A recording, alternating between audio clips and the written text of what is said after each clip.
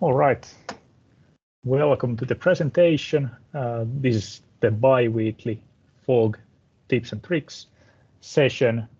And FAUG is basically the largest Finnish user group for Azure. And we have roughly 1.7K members right now, fixed on the fly. And basically these sessions are roughly 30 minutes to an hour sessions of something that somebody has learned recently about and wants to show the community. And we have had roughly 10 presentations so far, which you can find from the FAUG YouTube channel, which should be linked somewhere. It's not, but you can just search Finland Azure User Group in YouTube for those captures. And now I'll give the microphone to Neelabh, who's our presenter today. Thank you. All right. So yeah, welcome everyone to this talk. So the topic for today is going to be MLOps, or machine learning operations, and how this is done on Microsoft Azure. So let me start by sharing my screen.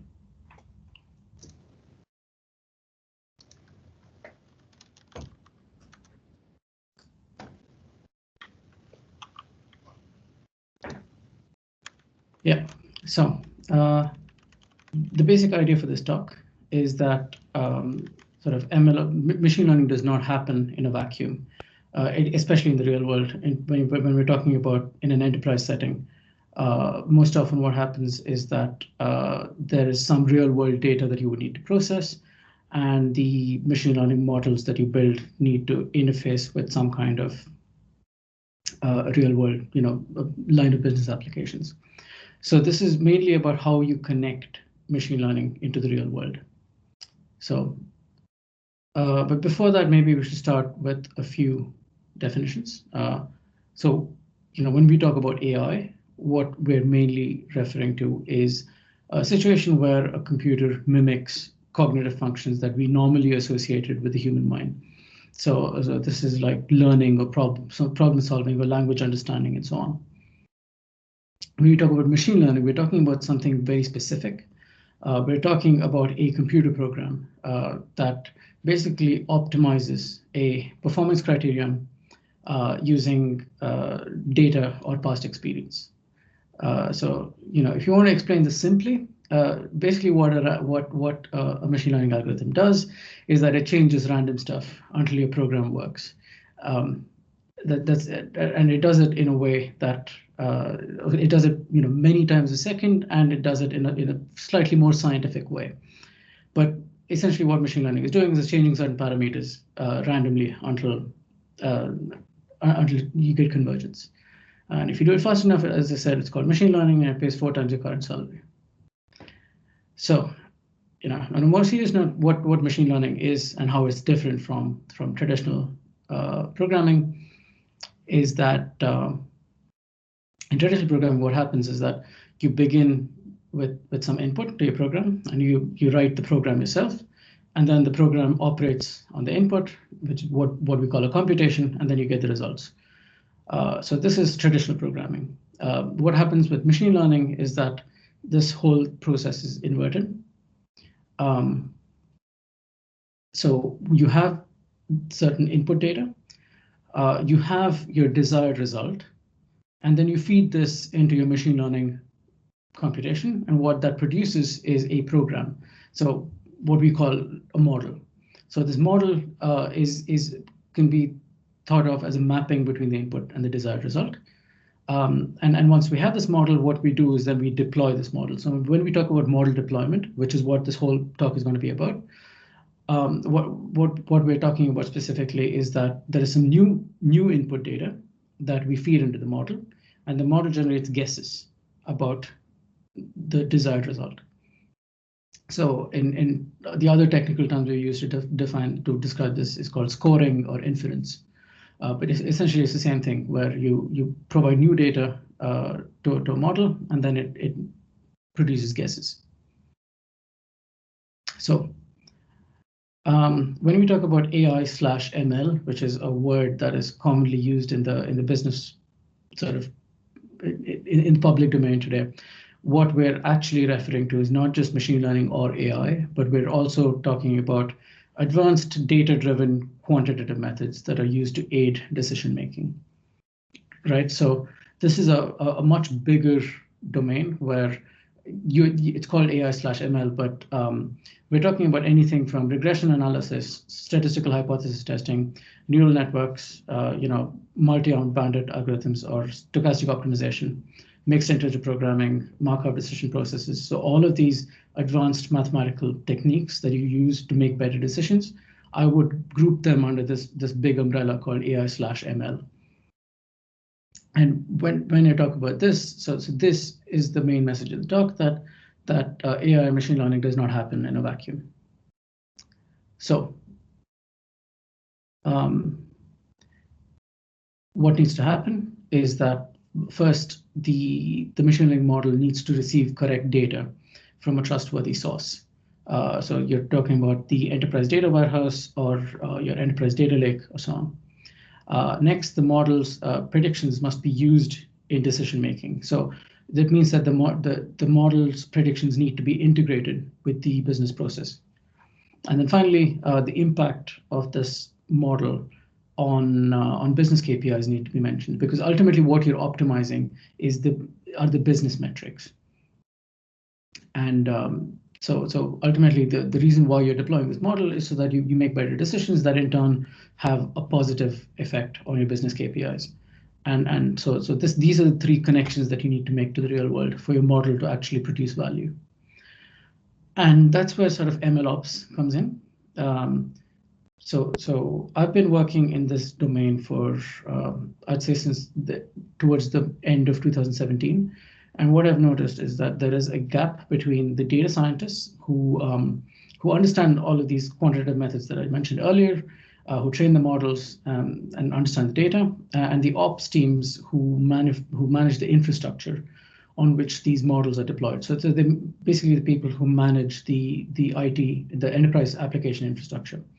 So there's a big gap in terms of sort of the language people use, the ways of working, and just general expertise are totally different.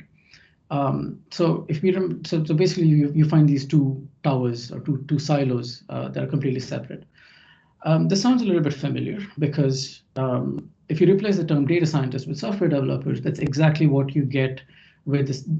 That's how the world looked, let's say, maybe 10, 15 years ago. So what happened then was DevOps came along, and then there was a lot of progress in closing this gap. So nowadays DevOps is something that we do every day, where development and operations are pretty much the same now, and that's kind of where we're moving with machine learning as well. So the MLOps is basically DevOps for machine learning. So this needs a cultural shift in the way organizations are run, and also in the way data science teams are run. So this is happening slowly, but we're getting there. So the main sort of value proposition for MLOps is that you get to avoid technical debt, because you establish patterns that you over time, and these patterns are reused again and again. So you pay down the technical debt very, very early on, and you converge on something that is robust. Next, we have sort of reduced time to market, or time to value creation in this case, because what happens is that the more automation you build into your deployment process, the faster you're able to deploy, the more reliably you're able to deploy. So you can start generating value from whatever ideas you have really quickly. The other thing is that MLOps puts a lot of focus on sort of deploying models and monitoring them. So when you deploy a model, your models are constantly monitored and they're being evaluated. Then finally, of course, data scientists are more productive, and that way, so the data scientists can focus on sort of innovation and research rather than routine automatable IT operations tasks. So these are the four value propositions for taking into use MLOps in your organizations. So when we talk about MLOps, it's best to look at this from 3 different dimensions. So the 3 dimensions of MLOps are, I would say, the 3 Ps of MLOps. So people, platform, processes. So it's easy to remember. So from the angle of people, what we have is that sort of unicorn data scientists, as we call them, for full stack data scientists who do everything, don't scale very well. You can have maybe 1 or 2 of these guys in your organization, but you can't hire 10 of these people. So what you need to do is you need to develop skills, specialized roles, and operating models that allow you to develop these machine learning and AI solutions at scale. So I'm talking about sort of MLOps truly comes into its own once you have around 10 models or so. I'd say that's the tipping point. And then finally, as far as the platform is concerned, we need a technically sound, scalable platform on which you can deploy and maintain these machine learning and AI solutions. And the reason I'm giving this talk at the Azure users group is because Azure Machine Learning Services as a platform, I'll go on to tell you why, is a complete platform in terms of MLOps works. And then finally, we need a structured process for sort of moving through the different stages of solving a business problem with machine learning and AI. The reason for this is that this is slightly different from traditional software development, where the solution is deterministic. Here, like in most cases, what happens is that when we train a machine learning model, we are making certain assumptions about the data. And because we're dealing with real world data, what could happen is that the statistics of the data could change, which means our assumptions are invalidated. So that way, we need to put in a slightly different set of processes so that we're constantly validating assumptions at each step of the development process. So these are the 3 Ps of MLOps. And for the rest of this talk, I'm just going to talk a little bit about,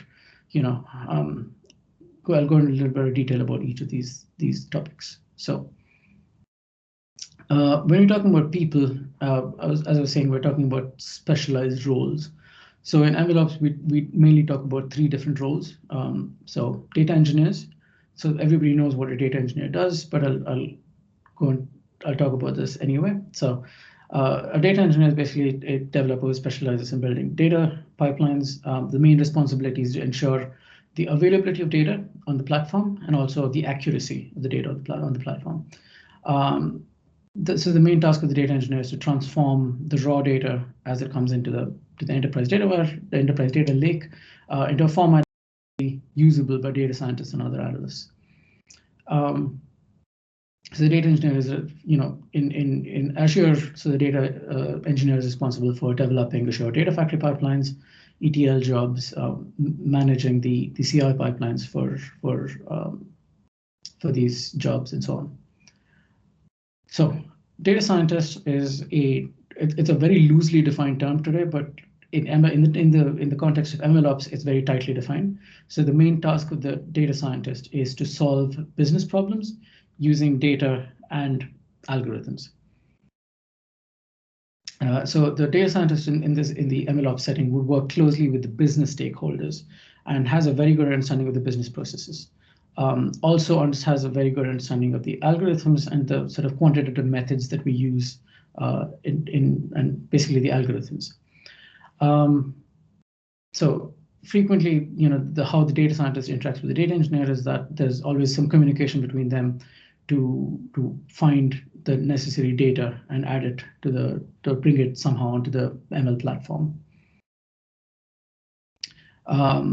So the data scientist also works closely with the ML engineer to develop production-ready applications once we go through our R&D phase and we have a prototype for a solution that works. So coming to the machine learning engineer or the ML engineer. So I would say that the ML engineer is sort of the missing link in the chain. And why this is because data scientists aren't application developers and most application developers, software developers, don't have a deep understanding of machine learning and AI. So the ML engineer is a sort of job role who has a very good understanding of both the machine learning algorithms as well as the environment in which they're. So this way, what happens is the machine learning engineer is more of an IT function, data scientist is more of a business function. And then what the ML engineer is responsible for is for building and maintaining the AI platform. So if you're hiring a machine learning engineer, the kind of skills you would be looking for is developing Docker containers, writing Spark jobs, basically developing both machine learning pipelines and data pipelines, and just overall setting up and managing the AI platform. So if you're talking about sort of the MLOps ecosystem in which these three roles function, this is kind of what it looks like. The data engineer is responsible for the enterprise data platform, which consists of the data lake and the data warehouse. Inside the AI platform, you would have all of these different boxes. I won't go into too much detail about what they are, but I would say that the AI platform has sort of its own way of representing data. It's called the feature store. And the ML engineer is responsible for building and maintaining the AI platform. And then we have the data scientists who work in their own teams and who are responsible for supporting business functions. And they typically have a very good understanding of the business processes, but not necessarily. They're sort of separated from the platform itself. So usually what happens is that the ML engineer would advise different data science teams on how they can structure their application such that it runs well on the platform. And the reason for separating these two functions is that you achieve a greater level of scalability. So what happens is that once you have your MLOps processes, running smoothly, what you can do is you can scale up the number of data science teams independently of your core ML engineering team. And usually, as a rule of thumb, I would say that you can scale logarithmically. So basically what happens is that if you have one ML engineer supporting two data science teams, then you can say that two ML engineers will be able to support 4 data science teams. So that is the kind of scale that ideally you're looking for. So that is about people and how they would function in this MLOps ecosystem. Next, I'm going to talk about processes. So what kind of stages do we need to manage the application development lifecycle for machine learning? I'm going to talk very specifically about an example here, which is machine learning specifically. So we're talking about supervised learning algorithms that learn from some data and then are deployed, and then they work on new data. So this is the example that we're working with. And let's have a look at the application lifecycle that we use to develop this kind of application.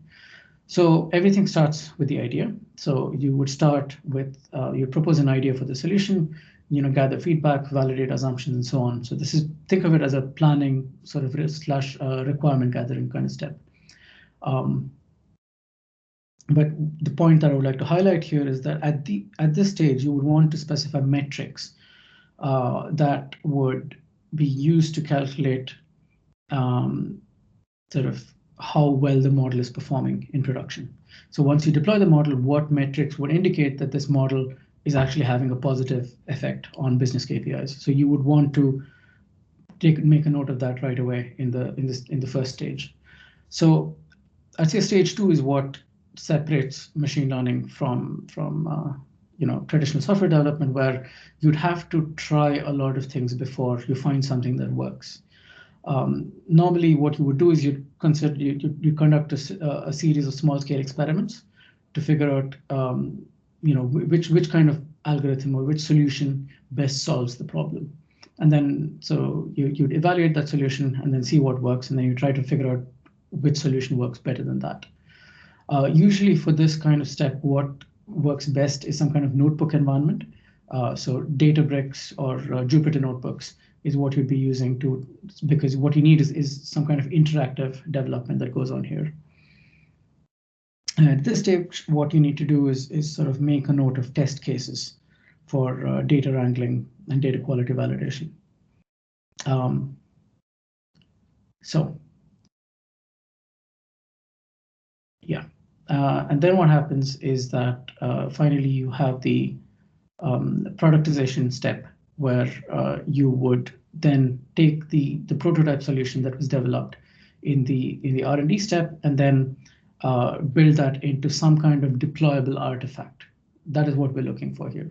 So the good place to start is to start with some kind of standardized folder structure. So you clone that from version control, and then the way this is structured is that you can actually build something concrete with this. So as you can see, this is an example folder structure that I have here. So all of the model building steps are in train.py. The model inference steps are in score.py, and then you have an Azure Pipelines YAML to configure the CI steps for building the solution. So usually when we're talking about solution deployment, we are talking about building, either deploying your solution behind some kind of web service, or this is run as some kind of batch process. So now that we've built our deployable artifact, we've deployed it into production, the next step is maintenance. So the best way to maintain the machine learning applications is to collect as much data from them as possible. So what you would do is you would implement a pipeline for calculating model monitoring metrics. And then you would have some kind of dashboard that tells you how well this model is performing, and the data scientist would monitor that and then figure out when the solution would need to be recalibrated. So ultimately, yeah, so it's the data scientist's job to respond to these changes, and then you can propose changes to the training or scoring logic.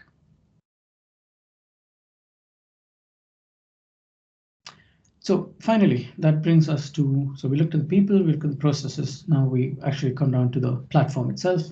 And this is where we start going deeper into the Azure aspects of this. So when we talk about a platform, as I said, the main features, the 4 essential features of a machine learning platform are these 4. So starting from the top left, continuous deployment.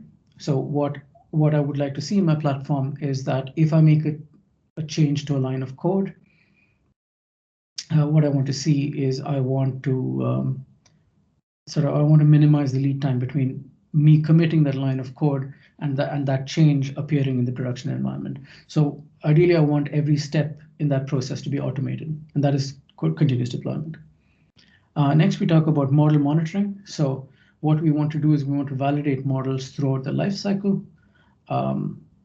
And this means collecting data. So it means collecting logs, both when you're training the model and when you've deployed the model. So this is called offline and online monitoring, and together I would call that model monitoring. So that is one aspect of this, and the third feature is a model repository. Now, when you talk about a model, what it is usually is some kind of binary file. So it's a string of ones and zeros that is stored on disk. But when we talk about model repository, we're talking about something a little bit more specific. What this needs to happen is that once you create this model file, it needs to be tagged with metadata. So you need to tag it with metadata, like who is the person responsible for training this model, what was the commit hash for the code that trained this model, which business unit it belongs to, and so on. And all of this model plus metadata is stored in some kind of central repository, which you call a model repository. And then finally, you have the automated retraining, but in a larger sense, it's about it's some means of job orchestration. So model retraining is a good example where basically what you need to do is you need to recalibrate your model to new data. And there's no manual step required really here. So all you need to do is point the model training script to the new data, and this has to run automatically. So essentially what your platform should support is some means of defining and orchestrating training jobs. So together, these are the 4 essential features of a machine learning platform. So when Azure machine learning first came out, I would say that it didn't have any of these four features. But then as time went on, they started adding more and more. And then with the addition of Azure machine learning pipelines, I would say that the Azure ML is an extremely good platform for I would say it's a complete MLOps platform, and it's something that satisfies each of these four essential features. So if we go a little bit deeper into the Azure machine learning stack, these are the different components that you will find yourself using. So of course, the new kid on the block here is Azure Synapse. So where you would use Synapse is to interactively explore large amounts of data with Spark and your on-demand SQL pools. So in this case, I would say that Synapse is really useful when you're talking about interactive exploration. We have Azure Databricks, so which is a managed Spark runtime on Azure, and it supports Python, R, and some dialect of SQL. And Databricks is something that you would use for ETL jobs, both within and into the ML platform. Next, we have this is actually a legacy component called the Azure Data Science VM. It's been it's replaced by something called the Azure ML Compute Instance now, but it's basically a pre-configured compute node that you can launch on which you can run interactive data science workloads. So if you're talking about exploration, if you want a small notebook instance, that is what you would be using.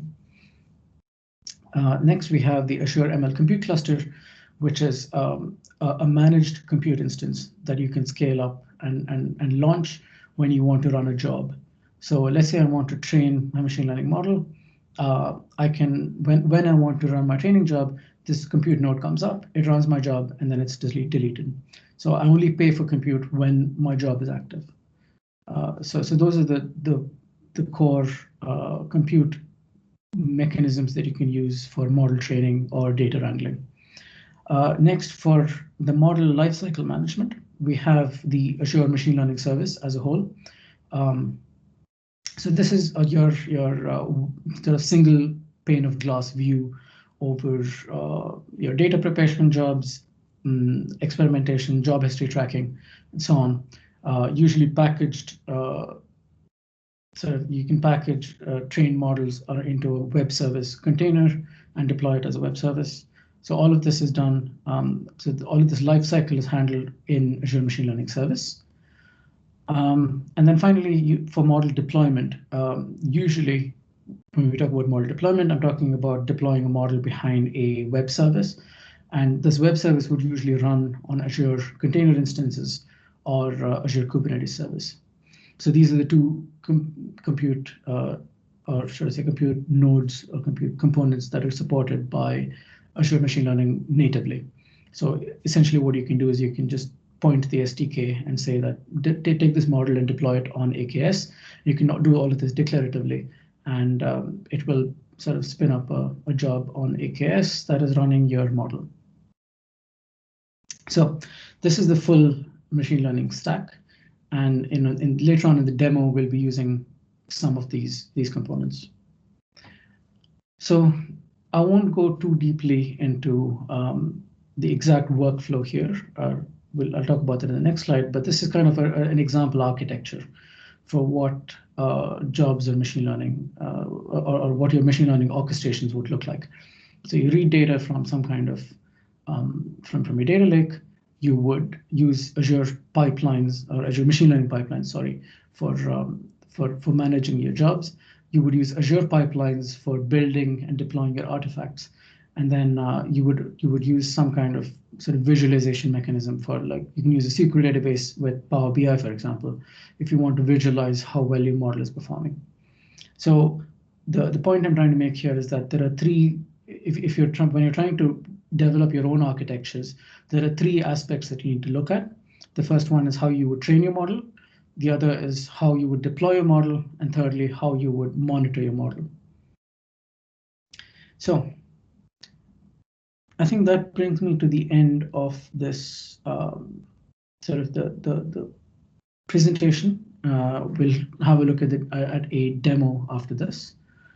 So in the demo, the idea was to showcase some kind of common pattern that is applied every day in different companies, which can be solved using Azure ML Service. So the case is this, that you have an enterprise data lake.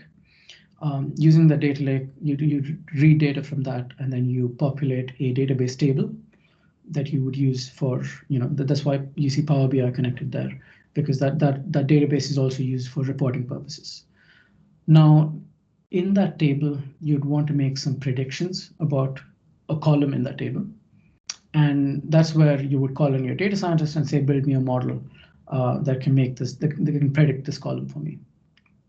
So the MLOps pipeline here is that it's sort of integrated with the ETL pipeline. So step one, read from the data lake. I'm going to let's see if I can bring up a pointer here.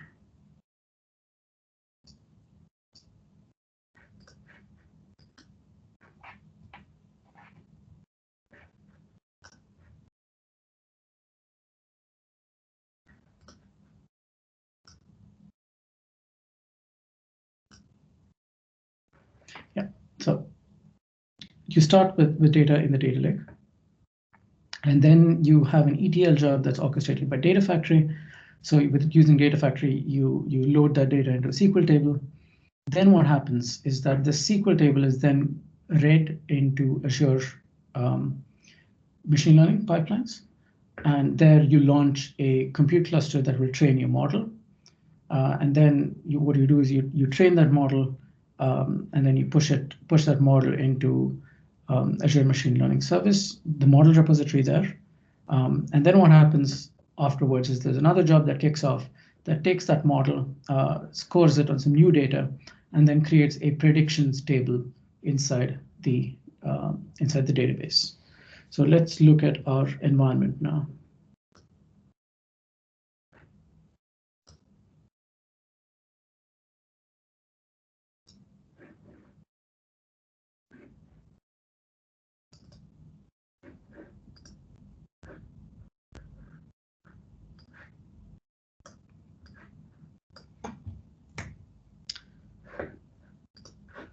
Okay, so let me show you my full resource group.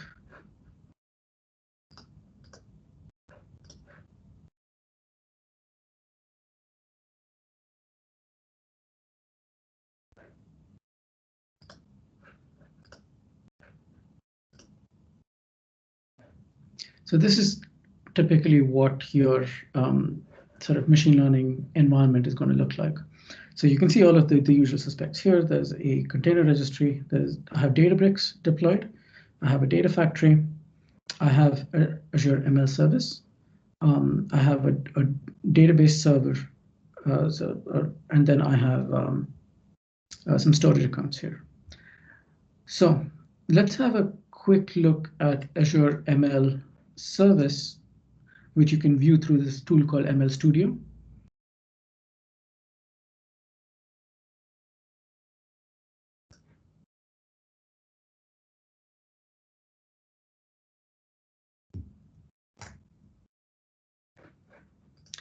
So this is what my ML Studio looks like.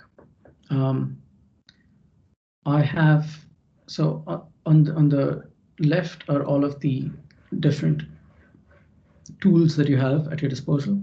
So for example, you can define data sets, you can look at experiments, pipelines is the most important thing here. And then you can see all of the models that I have trained.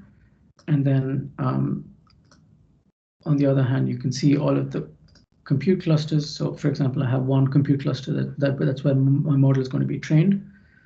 And then I have all of my data stores. So usually what happens is that what we define is something called an ML pipeline. So this is what a machine learning pipeline would look like. So let me just go to the training pipeline here.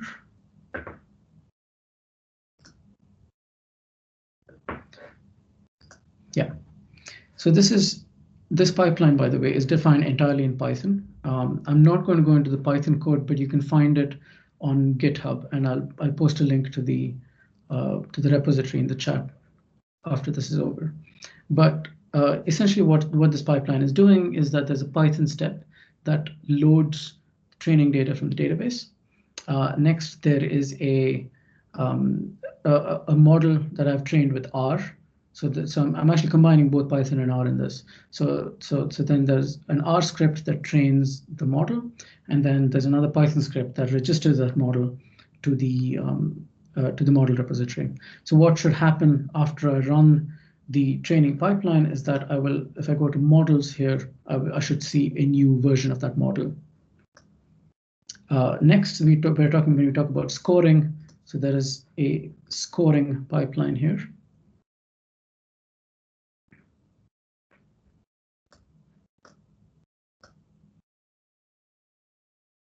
There. So what that does is that it downloads some kind of it downloads the saved model from the model repository.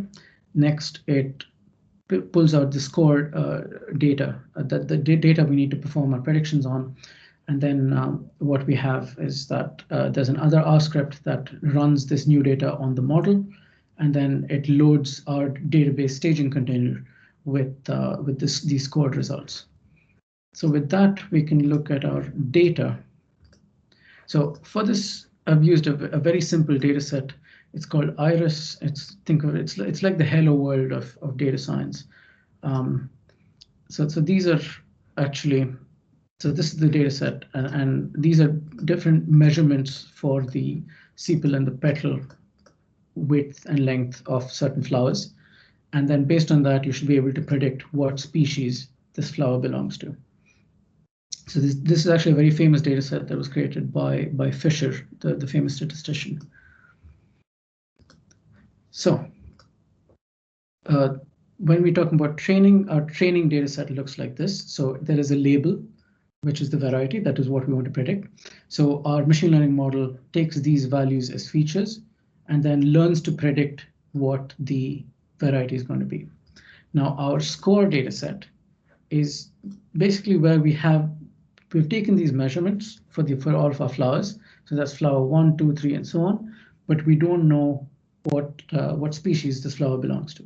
So if I feed this data set into the model should be able to tell me what species each flower belongs to.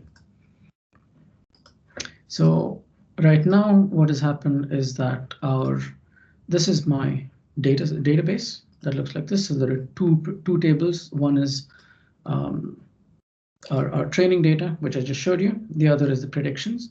So then what I'm going to do is I'm going to drop my predictions table. So right now there is no predictions table here.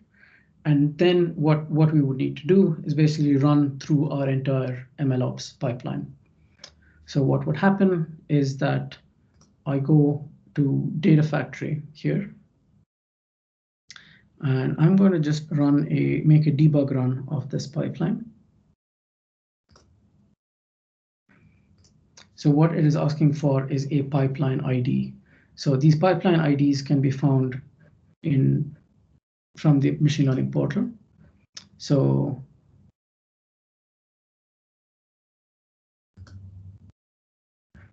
I go here.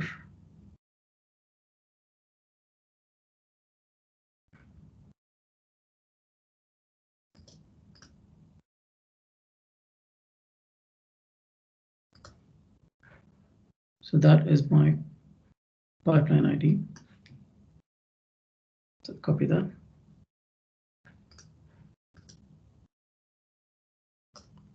Then there's my train pipeline. Oh, by the way, I'm doing this manually here, but in the real world, you would have this automated into you have this built into your CD pipeline. So I'm just doing this way, so it's easier to show. So now what I want to do is I want to run the latest versions of these pipelines. So what I'm going to do is I'm going to start this debug run.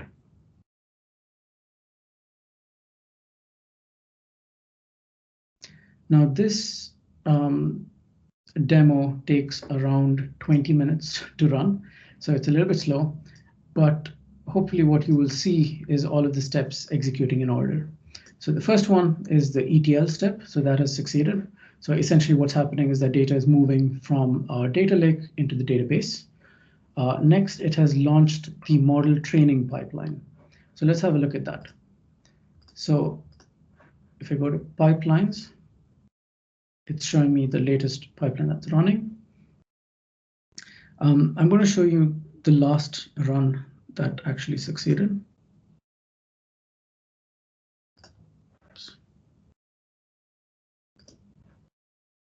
Yeah.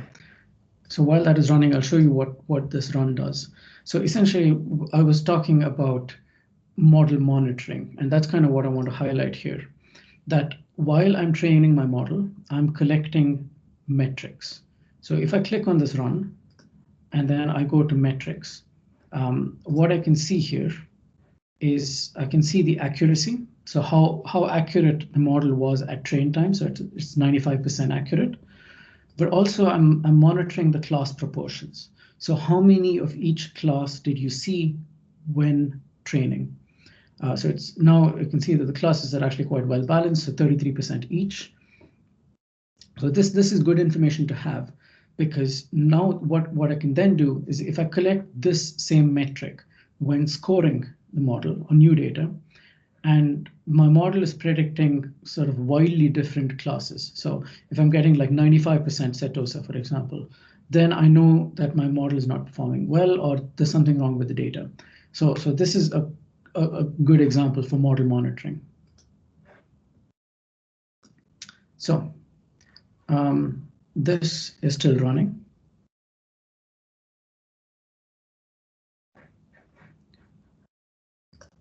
So in the meantime, I think we can sort of club this with the question and answer bit of this talk.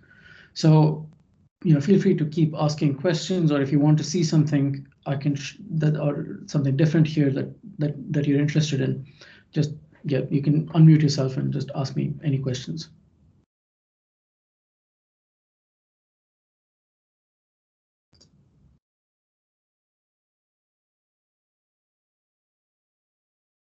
Are there any questions?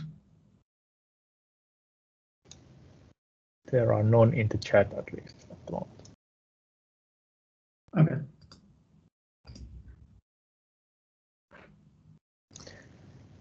So maybe one question being from me is that as you have seen how this works in practice, how do you feel that the usual kind of deploy frequency is in your projects? Have you reached kind of multiple deploys in one day easily, or what's your experience in that? Yeah, that's actually a good point.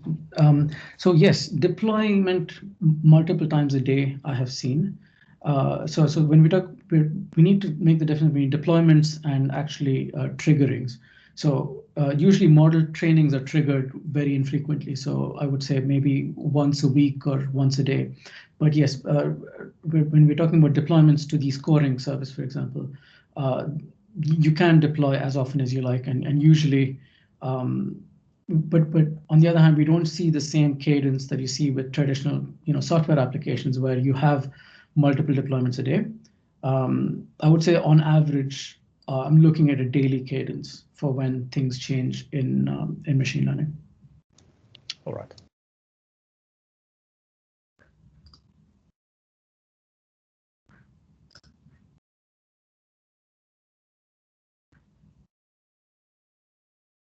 Okay, so now the training script has run. Now I can actually monitor the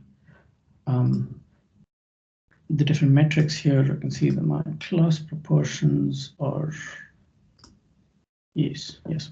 So yeah, same metrics as before. It's working on the same data. Now I have registered a model. So the model has been registered, which means that I should see model version 9 here, which I do. It was trained just now. And you can see that I have tagged this with all kinds of different metrics or bits of information. So I know when I inspect this model that this model has been trained by me, and I belong to the data science team, And this is, I put a comment here saying this model is ready to go into production. So then what is happening is that if we look at our data factory, what's happening here? Yeah, so the model training has been executed. Now it is running the scoring. So if I go back here,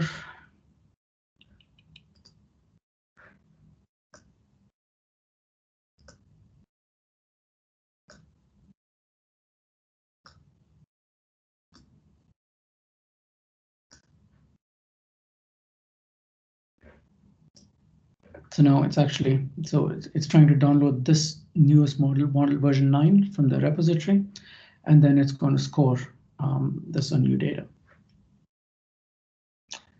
So I think at this point, what else can I show?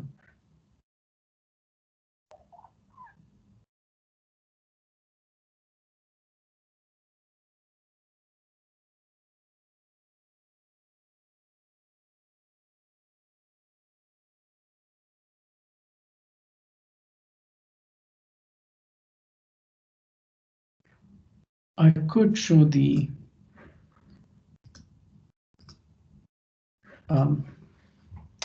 GitHub repo where all of this is stored, and if you don't, if nobody objects, I can show you a little bit of how the code, a little bit about how the code is structured.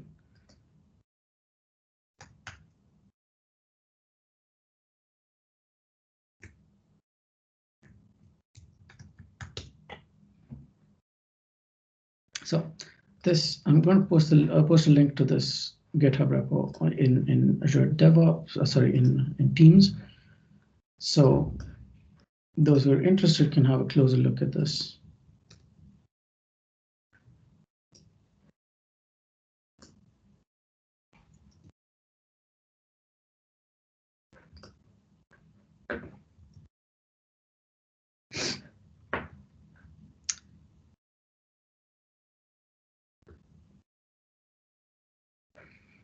Yeah, so I'm going to walk you through how the code is actually deployed here. So this is, everything is done with Azure pipelines. And what happens is anytime I make a change to this code, what happens is that it is automatically tested. So we run some unit tests. And then what we do is we publish these pipelines. So the pipelines are defined in Python.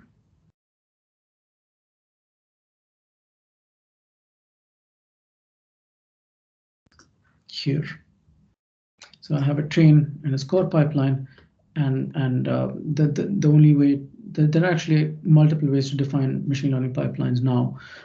You can actually build this exact same pipeline that I have here also with this thing called the Visual Designer. And the Visual Designer allows you to sort of do exactly what I've done with Python, but through a drag and drop interface.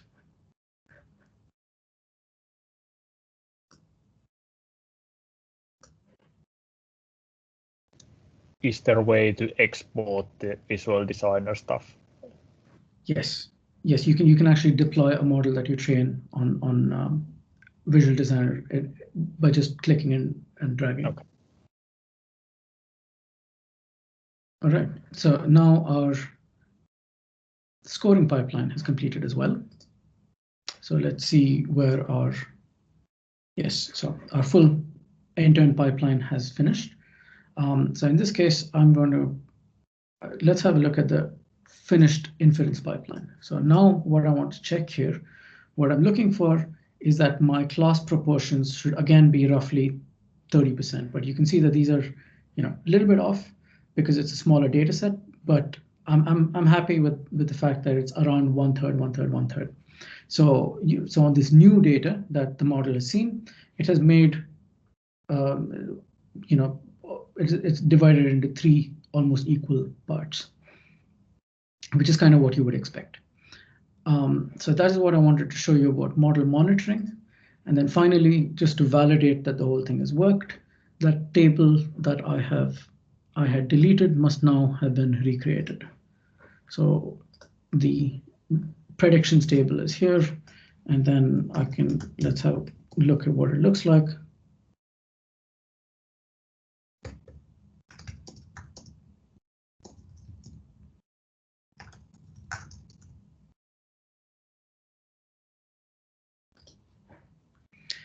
Yeah, so now if I look at the score thing, so 7.63, 6.62.1, so that's my first example. I didn't know what the variety was, but now after passing it through the machine learning model, I know that the variety is Virginica. And now what I can do is I can merge this into, or I can export this into some other table, which we can use for visualization and so on. So that is the demo. So I'm going to stop sharing my screen now.